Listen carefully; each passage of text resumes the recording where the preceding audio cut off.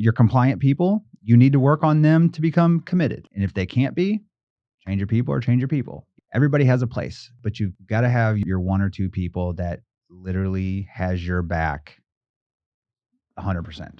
Well, hello, my friend, and welcome to this Business Monday episode of A Call to Leadership. Well, we're on part 2 of a 2-part series on scaling our businesses. Sam and Travis are back on the show. If you haven't listened to the first episode in this 2-part installment, I encourage you, go back, listen to that episode, which is episode number 145, and you will not be disappointed in our ongoing conversation around the pitfalls and the ways we can scale effectively. This part 2 is all about the aspect of how we leverage the value of our most important resource, humans.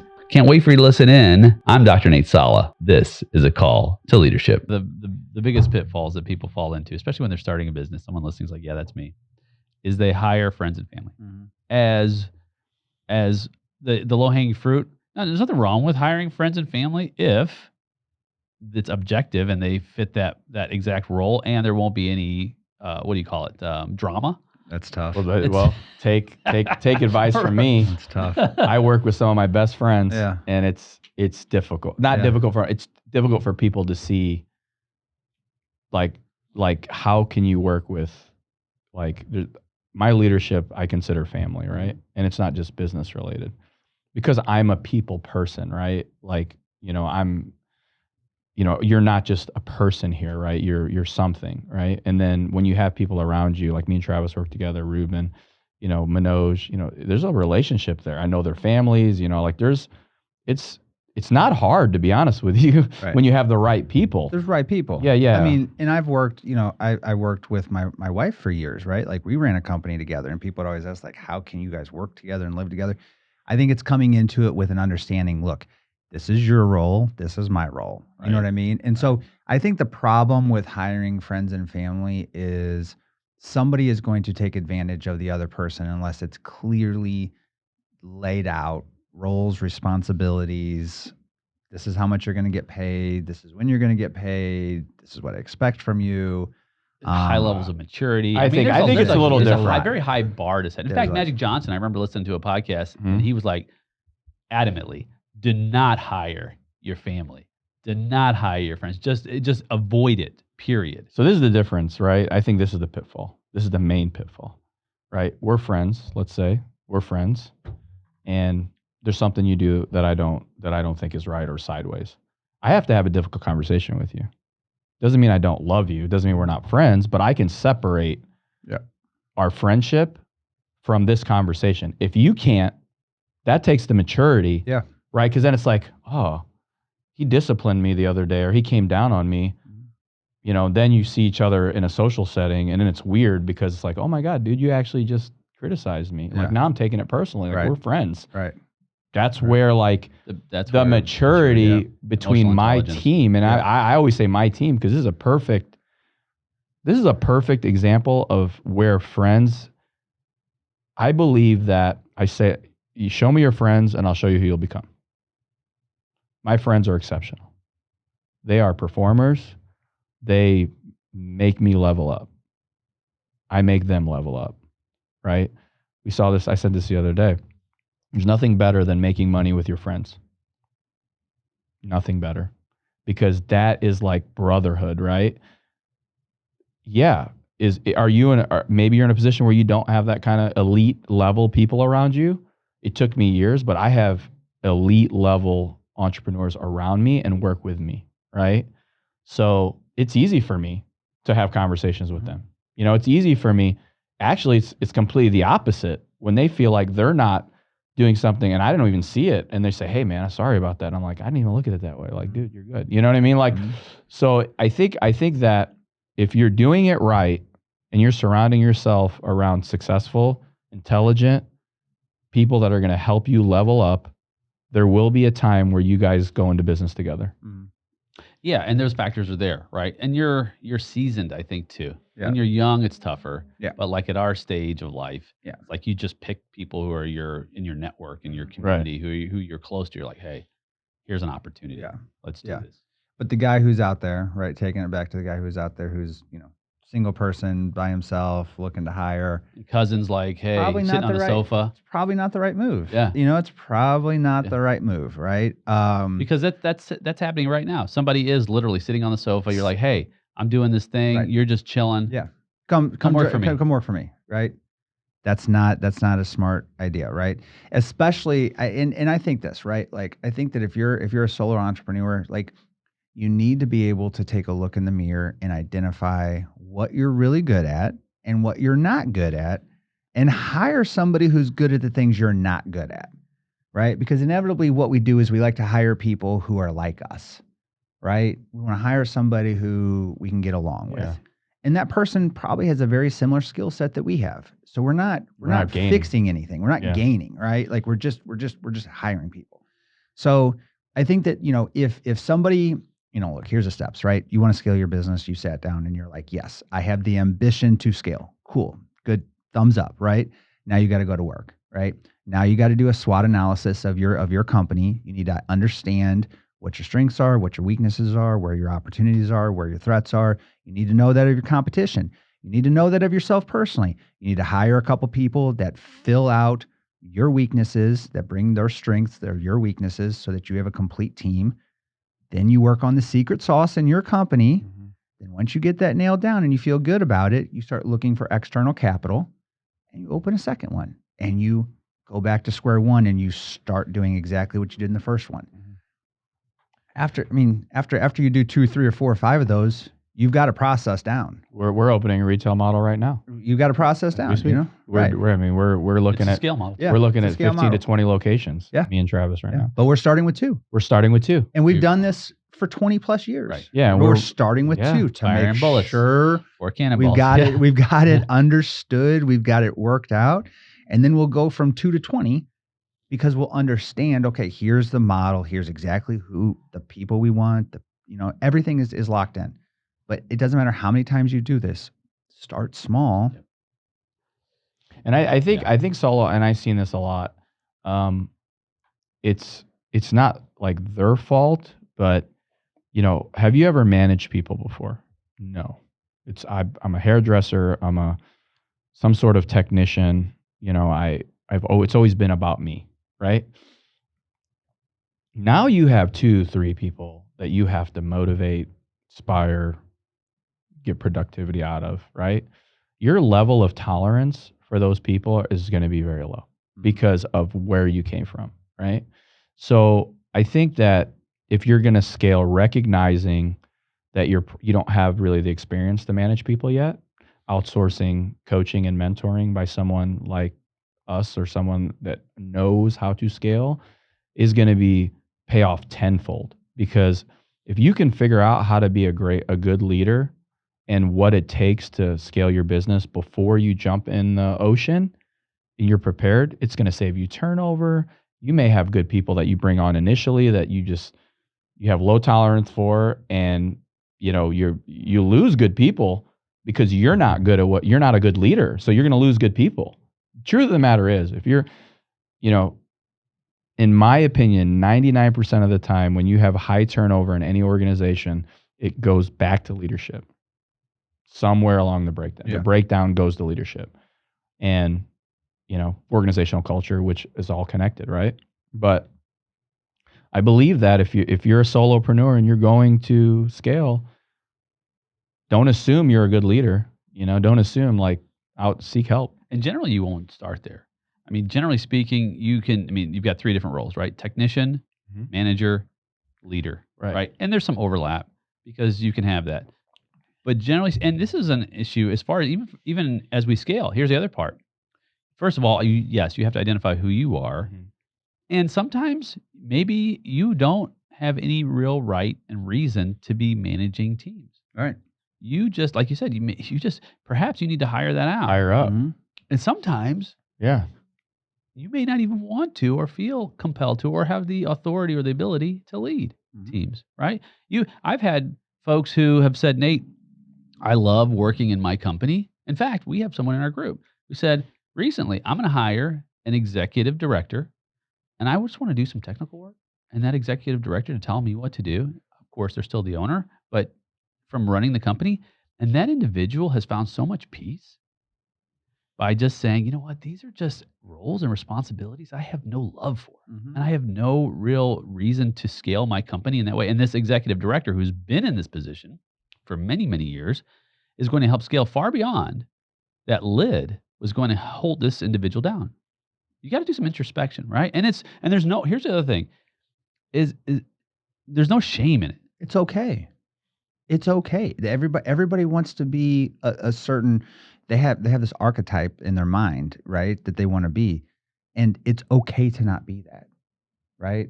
Like it's What's totally your peace okay. worth? Exactly. I mean, it's Like, priceless. Yeah, but I think initially that's not on the radar, right? Because telling someone who's never managed someone, hey, you need to hire someone better than you. No one's better than me. Well, that's ego. Yeah, that's ego. Yeah, well, Yeah. eventually you figure that Oh, out. no, it's, Yeah. it's Eventually the, you it's figure the that out. Achilles heel, really. But Well, hopefully again, people are listening to this and they're like, okay, That's me. Yeah. That's me. You know That's what I me. mean? Or Like, that's not who I want to be. that's Right. not how I want to be. Right. You know, But and you're right. You have to check yourself. dude, part of an entrepreneur is having confidence in yourself. That's not what we're saying, right? But every time I add someone to my organization or we add someone to our organization, we're hiring up, right? I hope I have 10 people better than me that work with me. 1,000%. That is a goal. Like Yeah. that is great. Yeah. You know what I mean? And that's the only way you're going to scale. That's it. Because guess what? You're deficient. No matter how much you think you're not, there's a skill set that you're deficient at. You And want it's to good. Yeah. You want to hire people who can solve problems you didn't know you had. Right. Yeah. Perfect. That's the That's people what it you is. want, man, because as soon as they start coming on, and yes, there's a cost to it. Like sometimes it hurts Right. because good people are not cheap, right? Good anything is not cheap, right? We Get what we you just pay had an for. episode on this, right? Mhm. On quality, Yep. right? But the ROI is exponential on people, right? And I mean, we know this because we experience it. Even in my own, we're launching our tax advisory division, right? We've always done advisory, but it's been very focused. Now it's an entire division in of itself. And to your point about scaling, you know, we scale with, we're going to start with 30 of our clients to just hone the aspects of this to where we've got it down, the systems and processes, and the model and the teams, and then we can then take it to the marketplace and go far and wide, so we can create a consistency of experience. Sure. But the other part of that is like as I'm looking at resumes, as I'm interviewing people, right? I want people who are like just nails. I just interviewed someone recently who has like 20 years experience in tax credits that are sort of benign or tax credits that you don't really see very often, right? Not happy with the culture they're in currently. Mm-hmm. And like, hey, look, I heard about you, heard about your culture, heard about your team, and I'd love a shot. I'm like, man, you bring stuff to the table Right. that like takes this, you know, Value. huge, right? Not cheap though, by the way, right? But the question is back to your finance model, right? Start with the numbers, right? How can I create a model that speaks to that, brings these high level people in, so that as we scale, then the marketplace responds and says, hey, you got something that's important, right? You've created your pricing model that's effective. You've built in the value proposition, and it begins to actually work. But back to the people piece, right? No shame. My cousin, my friend, my family member who doesn't fit this model, you know what? I'd rather just hang out with you on the weekend. Yeah. And or perhaps you could fit somewhere else. Maybe it's not in this business, right? But don't try to find a place for someone just because they're cool, they're related, whatever. No. Square peg, round hole. Yeah, it's that's great advice, and I also think that you need to bring value, right? And not, this is from an employee or potential employee perspective, right? A lot of you don't have value. You think you expect more from your employers. You expect them to give you more for what you're bringing to the table, right? Work on yourself, bring value, you know, go in your organization, be impactful. Yeah. You know what I mean? Like that's how you get more out of your employer. You don't get more just by showing up. 100%. Because that's the other problem, is that for somewhere in the past couple of years, showing up is apparently advanced performance, or you know what I mean? Like, and the truth of the matter is you've been sold on something that's not true, right? That inherent value will always have ROI for you. Because someone's coming who's going to outpace you. Yes. And they're going to show that, wow, you know what? This is actually the benchmark. Right. You know what I was told by someone smart? Money's the byproduct. That's right. Money is the byproduct. What does that mean, right? The better I am at what I do, the more money I will make. It doesn't matter if I'm in an organization as an entrepreneur, as an employee, or an entrepreneur. If I'm just, pardon my French, if I'm a badass, I'm always going to eat. I'm never going to go hungry, right? Yeah. And that's the truth. Yeah, it's been said that if you can make your employer look like a rock star, you're a huge asset. And that's really the way I tend to look at it. Is you fit into one or two categories. You're an asset or a liability. Yep. You are either a problem solver or a problem starter. There's really very little middle ground or gray area on that. And so as someone, and this is just back to the value proposition, we're talking about employees, right? It's someone who is either combative, compliant, or committed. Just think about, like, number one, okay, the combative person is going to be someone who will argue about everything. It doesn't mean, not from the perspective of how can we make this better, but how can I sabotage, right? They're a cancer, Or it's about they're them. anathema, right? You want them out of the company. The compliant person is the person who says, not on my resume, not on my job description, bare minimum, right? Right. They're okay, but they're not going to help you to really, like, massively create impact. Sure. It's the committed person. That's the person who will go far beyond and above what you thought was even possible in an organization. Imagine a team or sets of teams full of the third category, the domination that you can have, right? The massive scale, the massive ability, right? So why compromise? I mean, go for that. Make that your standard, and nothing less. Right. Right. And you can find that. I mean, we've done the predictive index. Absolutely. We've talked about this on the program, right? Yep. These are objective measures and standards that we can find. I use PI now on every new hire. Yep. Yeah. So if you haven't looked into this, look at predictive index. There's other ones too, as far as measurements for drive and job match, right? Job profile matching, so that you can match the actual job with the individual's strengths, Right. or their drives, their desires. Picking leadership is by far the most important part of building your organization, right? Travis, who's sitting right next to me, when people who work for you came to me when you came on, and they're like, "Who is this guy?" I said, "He's better than me." That's all I need to hear, because that's how I look at you, right? I look, he's a better leader even than me, right? Because that's how I look at Travis. So. And that's saying something. So there's no discussion after that, because they respect me so much, right? They're like, "Who's this guy? Where did he come from? Like, what am I walking into?" I'm like, "You have nothing to worry about. He's going to take you to the next level." Because Travis is an A player. He's an A player and happens to be my friend, my best friend. At the end of the day, right? That's is what it is. And that's who you want on your team to help you to scale. That doesn't mean that every person on your team's an A player. There's a B and C team, right? And that's totally fine too, as long as you can groom, help them grow, and they don't end up harming the organization. But you need A players in decision-making roles. You have to have it. You have to have it, right? And you need your compliant people who are there to fill, you know what I mean? Yeah. Like to do the job. And so what you should be doing is you should never be hiring the combative person. And if you do, which we all do, right? We've all hired the combative person. It's either change your people or change your people, right? So either change their behaviors or change them out. Don't sit and take years to do it, right?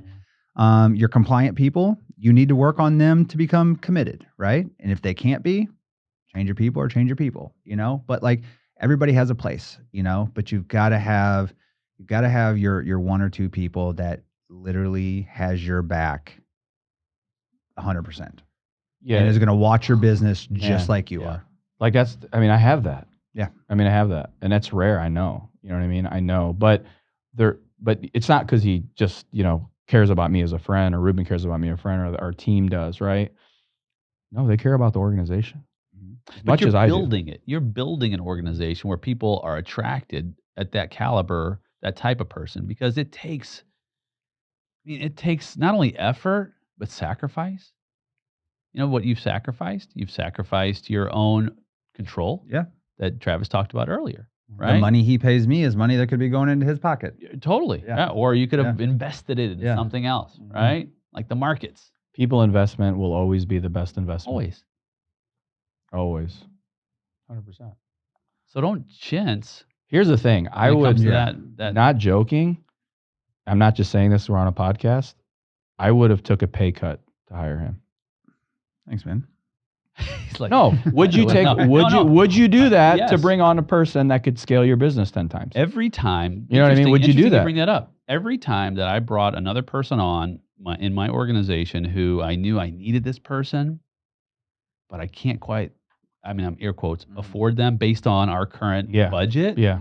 But I bring them on anyway. 6 months later, I am loving it. Like the best decision I made. And it's every single time, right? So you may be, someone listening is like, I'm there right now. I'm like, I kind of need to make this move, but I'm afraid because it is.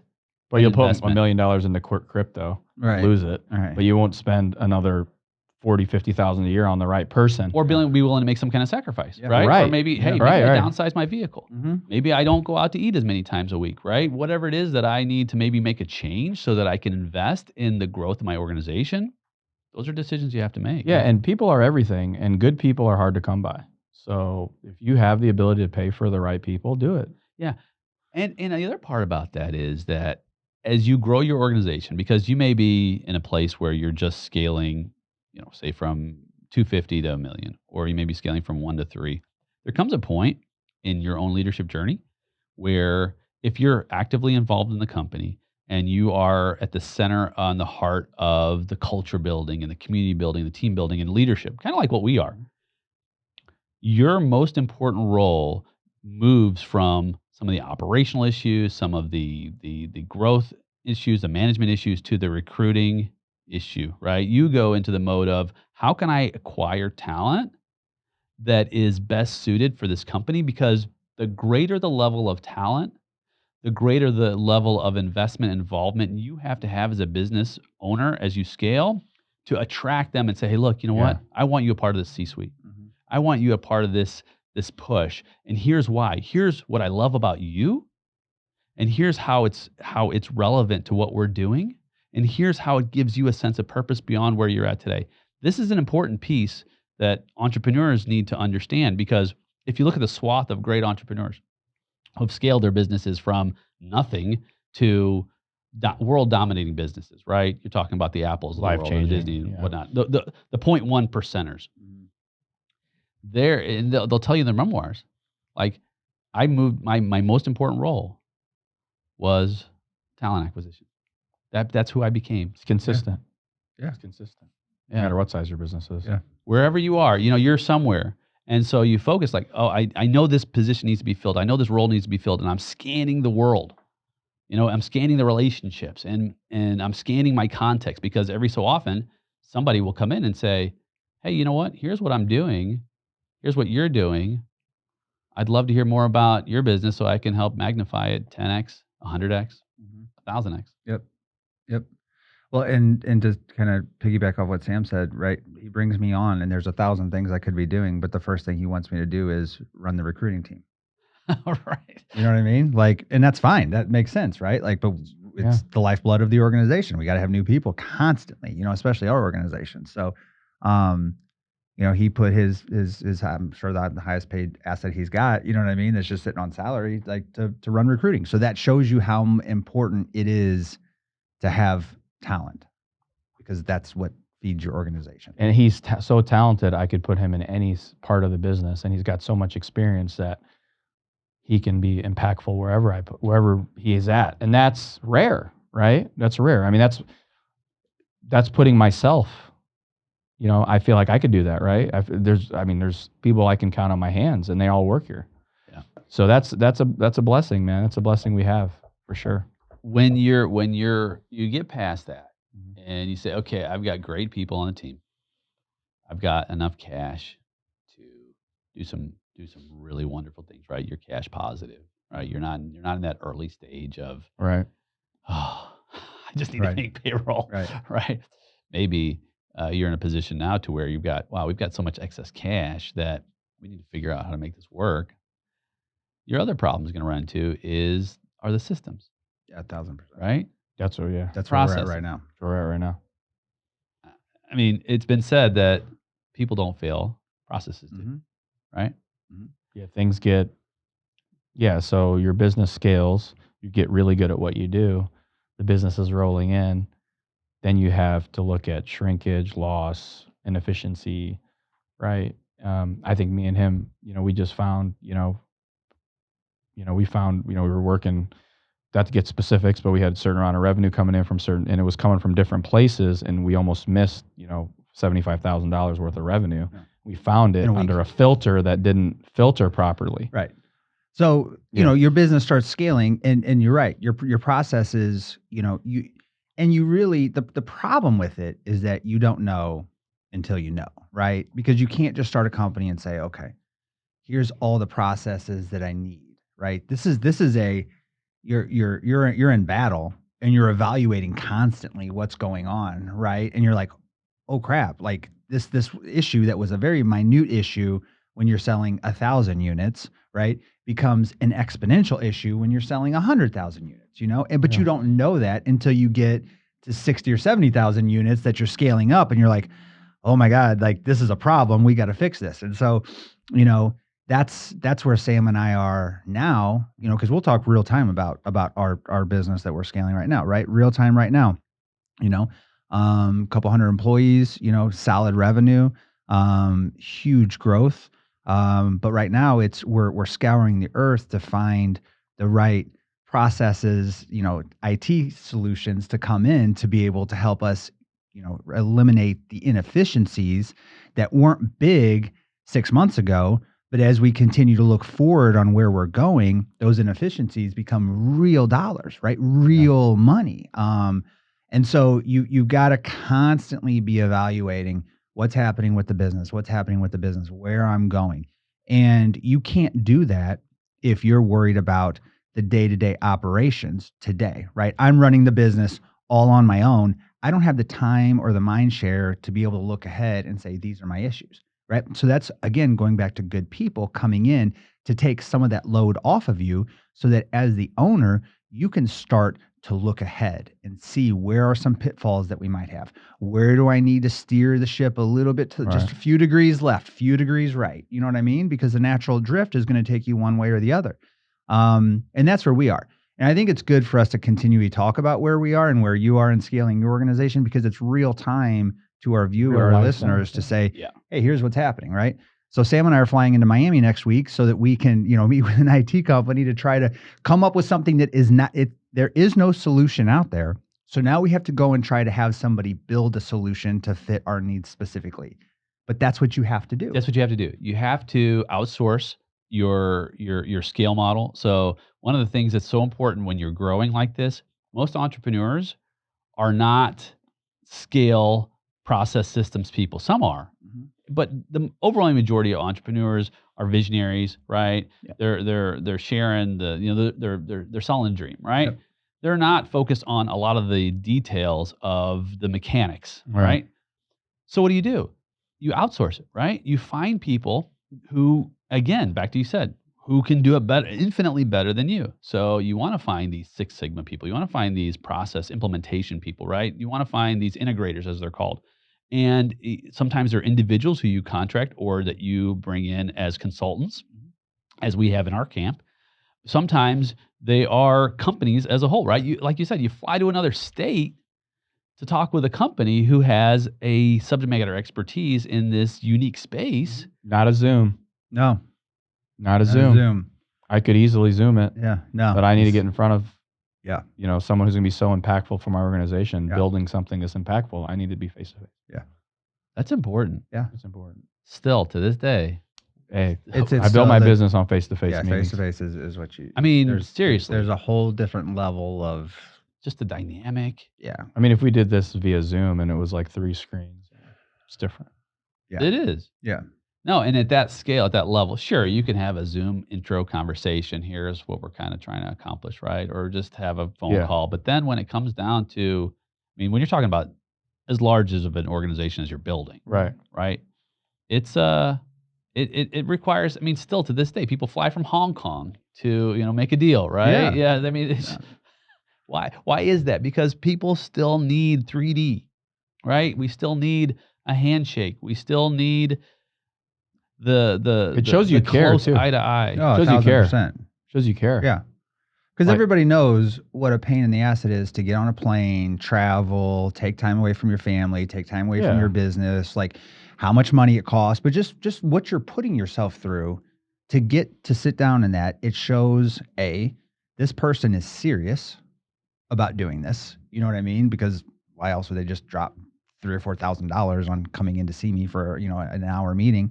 And two, shaking hands is a different level of I don't know the word I want to use, but it's presence. It's a personal. I'm sitting it's in much front of more you, personal. And if I'm sitting in front of you, you're Yeah. like, oh, okay. I'm like, Yeah. There's this level of respect Yeah. I have. There's a presence you demand. Yeah. Right. Because Yeah. I'm sitting in front of you. Yeah. You don't get that over Zoom. No. You don't get that over Zoom. if we're thinking about that entrepreneur, right, and they're sitting there saying that sounds great, but where do I start? You know what I mean? Like where do I start? The thing that I would say is, the easiest thing to do is to find somebody in your network that is one of these process-centered individuals and just take them to coffee.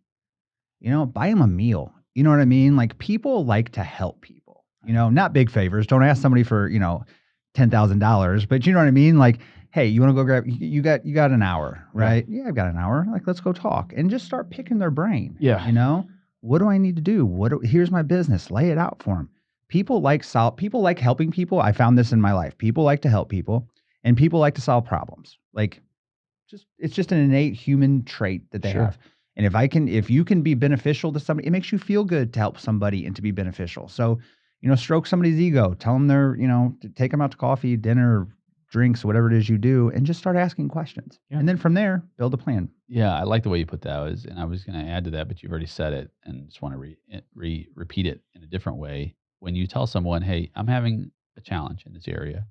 You're an expert, and I'd love for you to share with me how you might solve this problem." Right?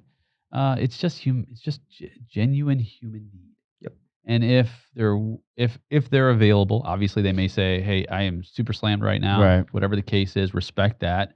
And if it's an immediate need, go to someone else. If it's not, say, "Hey, look, if I could just get on your calendar the next month, I'm totally good with that." Right? In any capacity, as I try to make some decisions that I don't want to make massive mistakes in. Right? And I love your help. Yeah. Right? Man, I've had that. You've had that. Absolutely. You've had that. Right? And I will always make time for somebody because I know what it's like to be on the other end of that scenario where I'm asking somebody else for help, especially when I was younger. You know what I Right. mean? Like it's people, especially entrepreneurs, right? Like we always got to think, oh, we got to have it together. We got to know all the answers. This is our business. Nobody knows this business better than us. That's such crap. You know what I mean? Like throw your hands up and be like, I don't know. That's the greatest thing you can say to somebody is, I don't know. I need help. Because people will help you. Oh, But yeah. if you don't say you need help, They'll never know. I just had a text yesterday from someone who said the same thing. It's like, "Hey, I just need to get in front of you, and I'm making some pretty massive decisions." Right. And it said in person. I need to get in front of you in person, not on the phone, not on a Zoom. And I said, "Okay, what day? What is your availability?" "I'm off Thursdays and Fridays." I'm like, "Cool, I'll meet with you, whatever." Right? And the other side of that is an entrepreneur, and of course we have lives that are super active, right? Family and business and personal and everything Right. else. But I put a margin in my life so that I can give back, Right. Yeah. right? Because why? Well, there's a lot of reasons, but one of the reasons is one day that person will be in the situation that you're in. And the human condition is about progress, right? And if we can give back, somebody gave that to me, right? Yes. And somebody gave that to you and you, Yes. right? So don't be greedy, right? Give back. And you have no idea how that will ripple into eternity, Yeah. right? You have no idea how that one conversation might benefit someone 10, 20, 50, 100, 200, 500 years from now. You just don't know. Yeah. I had somebody send me a message that I knew in high school. saw some of my Instagram feeds and some of the videos I was doing, and they're like, "Hey, I'm thinking about starting a business. This is what I really would appreciate for you to, could you spare like 15 minutes to have a conversation with me?" And I haven't talked to this person since high school. I was out of the country, and then I messaged back when I got home. I said, "Yeah," I said, "I have these days open. I'd give you 15 minutes, no problem. Then he sends me a message and he says, "I really appreciate that. I never expected you to respond. The fact that you responded to me, is is blowing me away.